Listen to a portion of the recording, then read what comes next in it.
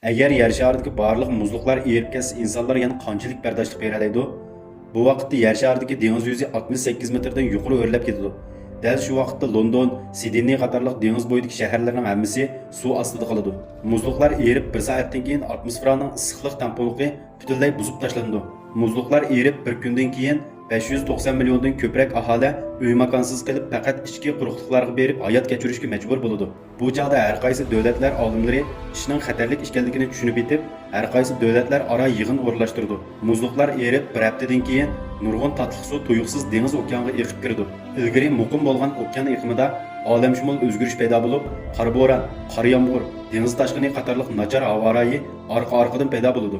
Muzliqlar erib bir oydan keyin dengiz suyining tuyuqsiz ko'payishi bilan yer sharining aylanish sur'ati ozroq ostilaydi hamda dengiz osti bo'laklarimi tadrijiy jonlanib ketadi. Bu g'oyat zo'r energiyaning qo'yib berilishini keltirib chiqarib, yer shari miqyosida keyni-keynidan yer tevrash paydo bo'ladi. Muzliqlar erib 3 oydan keyin tarixdan burunqi viruslarmi qaytadan uyg'onishi mumkin. Olimlar 2015-yili Sibiriya muz avrishkilaridan 15 ming yil burunqi qadimiy virus cho'kindilarini bayqagan. Agar muzliqlar hammasi erib ketsa, cho'nqur muz qatlami orasiga yoshirilgan tarixdan burunqi virus okean iqlimiga ergishib, tadrijiy holda dunyoning har qaysi bulung pushqoqlarigacha kengayib bordi. Bu qanday ahvolni keltirib chiqarganligini insonlar tasavvur qilib bo'la olmaydi. Muzliqlar erib yarim yildan keyin yer shari ekologiya sistemasi ig'ir buzg'unchilikka uchrab, shimoliy qutb eqi, dengiz shiri qatorliq ko'plagan jonliqlar o'z makonidan ayrilishga majbur bo'lib, asta-asta nasl qurishga boshlaydi. Muzliqlar erib 1 yildan keyin temperatura tez suratda o'rlashga boshlaydi. Muz qatlamlarining yo'qolishi dengiz suyining texnik ko'p issiqlikni so'mirishidan darak berdi. Buning bilan yer shari temperaturasi 20 Selsiya gradus atrofida o'rlaydi. Quyoshning kuchli qizitishi bilan nurg'un ziroatlar qurib, insonlarning ochlik manbasi zo'r tahdidga uchraydi.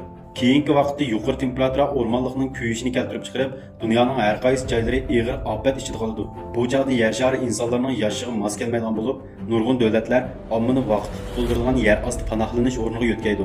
Lekin bu xil amal uzun bardoshlik bera olmaydi. Chunki nachar havo barg'ansir kuchayib ketadi. Bu chog'da insonlar cho'qim 2 yil ichida planetlar aro ko'chishni ishga oshirish kerak.